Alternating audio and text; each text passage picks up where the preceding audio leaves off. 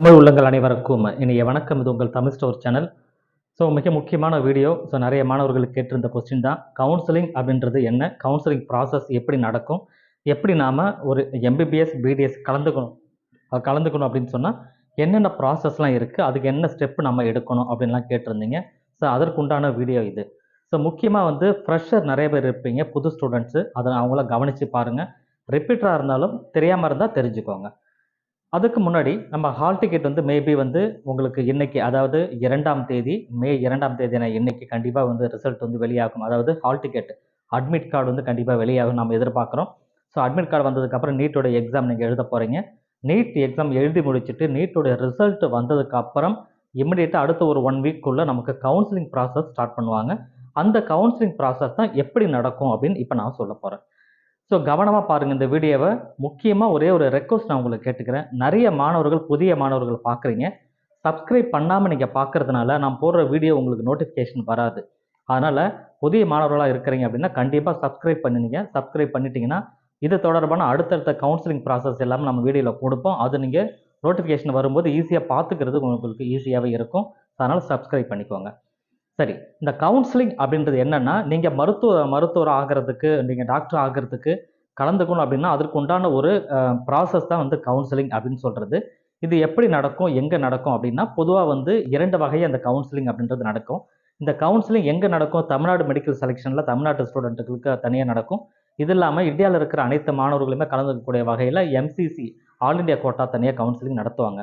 நீங்கள் உங்கள் NEET result வந்ததுக்கப்புறம் ஃபஸ்ட்டு நமக்கு எம்சிசி மெடிக்கல் கவுன்சிலிங் கமிட்டி தான் என்ன பண்ணுவாங்கன்னா, நமக்கு கவுன்சிலிங்குரிய ரிஜிஸ்ட்ரேஷனை ஓப்பன் பண்ணுவாங்க. அதற்குரிய எம்சிசியோட வெப்சைட்டில் போயிட்டு அந்த ரிஜிஸ்ட்ரேஷன் வந்ததுக்கப்புறம் நீங்கள் என்ன செய்யணும்? உங்களோட பேர், உங்களோட டேட் ஆஃப் பர்த் எல்லா டீட்டெயிலும் கொடுத்து ஃபஸ்ட்டு ரிஜிஸ்டர் பண்ணணும்.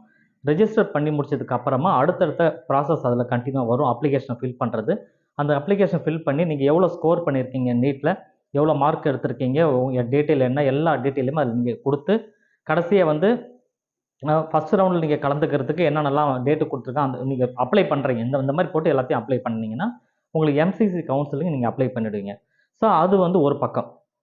அடுத்ததாக தமிழ்நாட்டில் இருக்கிற மாணவர்கள் தமிழ்நாட்டு கவர்மெண்ட் நடத்துகிற medical counselling, Tamil Nadu medical counselling, அவங்க நடத்துகிற கவுன்சிலிங்கில் பார்ட்டிசிபேட் பண்ணணும். தமிழ்நாடு மெடிக்கல் செலெக்ஷனும் என்ன பண்ணுவாங்கன்னா, இவங்க ஒரு வெப்சைட்டில் ஒரு லிங்க்கை கொடுப்பாங்க. tnmedicalselection.net அப்படின்னு ஒரு வெப்சைட் கொடுப்பாங்க. அந்த வெப்சைட்டில் போயிட்டு அகைன் நீங்கள் எப்பயும் போல் ரிஜிஸ்டர் பண்ணணும். உங்களோட நீட் ஸ்கோர் கார்டு அப்லோட் பண்ணுறீங்க, அட்மிட் கார்டு அப்லோட் பண்ணுறது, டாக்குமெண்ட்லாம் அப்லோட் பண்ணுறது, உங்கள் நீட் ஸ்கோர் என்ட்ரு பண்ணுறது, இந்த மாதிரி எல்லா விஷயங்களும் அதில் கம்ப்ளீட் பண்ணி முடிச்சிங்கன்னு சொன்னால் அவங்க ஆல்ரெடி ஷெடியூல் கொடுத்துருவாங்க. ரவுண்ட் 1 எப்போ நடக்கும், ரவுண்ட் 2 எப்போ நடக்கும், டேட்டு கொடுத்துருவாங்க.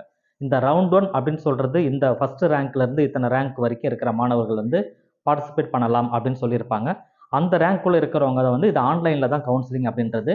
நீங்கள் சாய்ஸ் ஃபில் அப்படின்னு ஒரு ஆப்ஷன் இருக்கும். சாய்ஸ் ஃபில் பண்ணணும். இந்த சாய்ஸ் ஃபில் அப்படின்றது ஒன்றுமே இல்லை. எந்த காலேஜை நீங்கள் ப்ரிஃபர் பண்ணுறீங்க, எந்த காலேஜில் உங்களுக்கு வேணும்னு நினைக்கிறீங்களோ அந்த காலேஜ் லிஸ்ட்டில் தான் நீங்கள் செலக்ட் பண்ணி வைக்கணும். செலக்ட் பண்ணி வச்சுட்டிங்கன்னு சொன்னால் அவங்க உங்கள் மதிப்பெண்ணுக்கு, நீங்கள் எடுத்த ஸ்கோருக்கு, நீங்கள் எடுத்துருக்கிற ரேங்க்குக்கு இந்த காலேஜில் சீட் இருக்கா, இடம் கிடைக்குமா அப்படின்னு சொல்லி பார்த்து அதை உங்களுக்கு கொடுப்பாங்க. அப்படி கொடுத்துட்டா நீங்கள் செலக்ட் ஆகிட்டீங்க அந்த காலேஜுக்குன்னு அர்த்தம். சரிங்களா?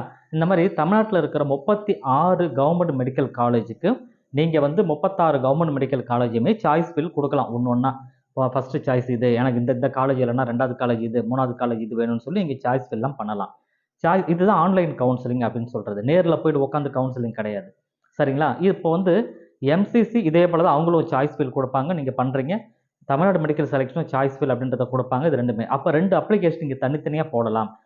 ஒரே நபர் 2க்குமே அப்ளை பண்ணலாமான்னா தாராளமாக அப்ளை பண்ணலாம். எம்சிசிக்கு நீங்கள் அப்ளை பண்ணலாம், தமிழ்நாடு மெடிக்கல் செலெக்ஷனுக்கும் அப்ளை பண்ணலாம்.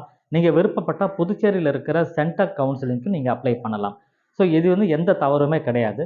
இதில் ஒரு விஷயம் நீங்கள் கவனிச்சுக்கணும். இப்போ என்ன அப்படின்னா, த்ரூஅவுட் இந்தியாவில் இருக்கிற எல்லா ஸ்டேட்டில் இருக்கிற மாணவர்களுமே அந்த 15% ஆல் இண்டியா கோட்டாக்கு எம்சிசிக்கு நீங்கள் அப்ளை பண்ணுறீங்கன்னு சொன்னால் அது பார்த்தீங்கன்னா எல்லாருமே அப்ளை பண்ணுவாங்க. அந்த கவர்மெண்ட் காலேஜில் உங்களுக்கு சீட்டு கிடைக்கணும்னு சொன்னால். அது ஒரு பக்கம். தமிழ்நாட்டில் இருக்கிற மெடிக்கல் செலெக்ஷனில் நீங்கள் தமிழ்நாட்டில் இருக்க 36 கவர்மெண்ட் மெடிக்கல் காலேஜ் நீங்கள் அப்ளை பண்ணுறீங்கன்னு சொன்னால் தமிழ்நாடு மெடிக்கல் செலெக்ஷன் நீங்கள் அப்ளை பண்ணி சாய்ஸ் ஃபில் பண்ணும்பொழுது அங்கே இருக்கிற கவர்மெண்ட் காலேஜில் உங்களுக்கு சீட்டு கிடைக்கும். சரிங்களா? இதெல்லாம் ஒரு வகை. சார், என் கையில் நிறைய காசு இருக்குது, நான் மேனேஜ்மெண்ட் கோட்டில் ஒரு 15 லட்ச ரூபா 20 லட்ச ரூபா கட்டி கூட படிக்கிறதுக்கு தயாராக இருக்கிறேன் அப்படின்னு சொன்னால் இந்தியாவில் இருக்கிற எந்த கவர்மெண்ட் மெடிக்கல் காலேஜுக்கும் நீங்கள் ப்ரைவேட் மெடிக்கல் காலேஜுக்கு நீங்கள் அப்ளை பண்ணலாம். சார் இதுக்கு வந்து பார்த்தீங்கன்னா அந்தந்த ஸ்டேட் கவர்மெண்ட் தனியாக ஒரு வெப்சைட் வச்சு அதில் வந்து ஓப்பன் பண்ணுவாங்க. அந்த டைமில் நீங்கள் அங்கே அப்ளை பண்ணணும். இப்போ உதாரணத்துக்கு தமிழ்நாட்டில் இருக்கிற ஒரு மாணவர் தமிழ்நாட்டோட வெப்சைட்டில் போய் அப்ளை பண்ணுறீங்க. தமிழ்நாட்டில் இருக்கிற மெடிக்கல் காலேஜ், தமிழ்நாட்டில் இருக்கிற private medical college, government medical college உங்களுக்கு சீட்டு கிடைக்கும். மேபி அல்லது கிடைக்காம இருக்குது அப்படின்னா, நீங்கள் அதர் ஸ்டேட்டில் இருக்கிற ப்ரைவேட் மெடிக்கல் காலேஜ் நீங்கள் அப்ளை பண்ணி படிக்க போகிறீங்கன்னா, கண்டிப்பாக நீ அது மேனேஜ்மெண்ட் கோட்டாவில் தான் போக முடியும். அந்த மேனேஜ்மெண்ட் கோட்டாவில் போனீங்கன்னா குறைந்தது 15 லட்ச ரூபாயிலேருந்து 18 லட்ச ரூபா வரைக்கும் ஃபீஸ் ஆகும். அதை கட்டுறதுக்கு நீங்கள் தயாராக இருக்கிறீங்க அப்படின்னா, தாராளமாக இந்தியாவில் இருக்கிற எந்த ஸ்டேட்டுக்கு வேணால் நீங்கள் அப்ளை பண்ணலாம். கவர்மெண்ட் காலேஜுக்கு போக முடியாது. ப்ரைவேட் மெடிக்கல் காலேஜில் இருக்கிற மேனேஜ்மெண்ட் சீட்டுக்கு நீங்கள் அப்ளை பண்ணலாம். அதே போல் பாண்டிச்சேரிக்கு அப்ளை பண்ணுறீங்கன்னா, பாண்டிச்சேரியில் இருக்கிற மேனேஜ்மெண்ட் சீட்டுக்கு நீங்கள் அப்ளை பண்ணலாம். ஸோ இது வந்து ப்ரைவேட் மெடிக்கல் காலேஜ். கவர்மெண்ட் காலேஜில் அப்ளை பண்ணணும்னா மட்டும்தான் இந்த விஷயங்கள் கவனித்து நீங்கள் பார்க்கணும். கவர்மெண்ட் காலேஜில் நீங்கள் அப்ளை பண்ணுறதுக்கு அந்த கவர்மெண்ட் வெளியிடுற அந்த வெப்சைட்டில் போய் நீங்கள் அப்ளை பண்ணணும். இது தமிழ்நாட்டில் இருக்கிற மாணவர்கள் தமிழ்நாட்டில் இருக்கிற கவர்மெண்ட் காலேஜுக்கு மட்டும்தான் அப்ளை பண்ண முடியும். ஸோ இந்த ரூலை நீங்கள் தெரிஞ்சுக்கோங்க. ஸோ முக்கியமாக இந்த வீடியோவை எதுக்குன்னா, 2 நபர்கள், ஒரே நபர் 2க்குமே எம்சிசிக்கு அப்ளை பண்ணலாமா, ஆல் இண்டியா கோட்டாக்கும் அப்ளை பண்ணலாம், இது எம்சிசிக்கு அப்ளை பண்ணலாமா, தமிழ்நாடு ஸ்டேட் கவர்மெண்ட்டுக்கும் அப்ளை பண்ணலாமா, தாராளமாக அப்ளை பண்ணலாம். கவுன்சிலிங் ஃபஸ்ட்டு நமக்கு எம்சிசி நடக்கும். 2வது தான் வந்து தமிழ்நாடு மெடிக்கல் செலெக்ஷன் நடக்கும். எம்சிசியோட ஃபஸ்ட்டு ரவுண்ட் கவுன்சிலிங் நடந்து முடிஞ்ச ரிசல்ட் வந்ததுக்கப்புறம் தமிழ்நாடு மெடிக்கல் செலெக்ஷனோட ஃபஸ்ட்டு ரவுண்டு ஸ்டார்ட் ஆகும்.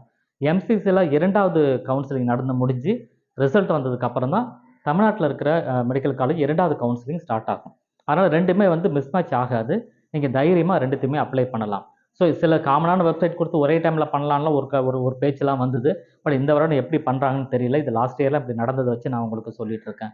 ஸோ அதனால் இந்த விஷயங்கள் உங்களுக்கு புரிஞ்சுதுன்னு சொன்னாவே நீங்கள் நல்லாவே கவுன்சிலிங்கை அட்டன் பண்ண முடியும். ஸோ திரும்ப சொல்கிறேன், சேனலை சப்ஸ்கிரைப் பண்ணிக்கோங்க. நம்ம நோட்டிஃபிகேஷன் வர மாதிரி நீங்கள் செட் பண்ணிட்டீங்க அப்படின்னு சொன்னால், நமக்கு நீட்டோட ரிசல்ட் வந்ததுக்கப்புறம் அடுத்தடுத்த வீடியோக்கள் உங்களுக்கு கொடுப்பேன். கவுன்சிலிங் ப்ராசஸ் எப்படி நடக்கும் எல்லா டீட்டெயிலும் தனித்தனியாக நான் கொடுத்துட்ருப்பேன். அதனால் டீட்டெயிலாக நீங்கள் தெரிஞ்சுக்கிறது நல்ல ஒரு வாய்ப்பாக இது இருக்கும். ஸோ அதனால் நீங்கள் சப்ஸ்கிரைப் பண்ணிவிட்டு ஷேர் பண்ணிக்கோங்க. மற்ற மாணவர்களும் இதை பற்றி டீட்டெயிலாக தெரிஞ்சுக்கிட்டோம். ஸோ இந்த வீடியோ உங்களுக்கு ஹெல்ப்ஃபுல்லாக இருந்துன்னு சொன்னால் லைக் பண்ணிவிடுங்க. தேங்க்யூ ஃபார் வாட்சிங்.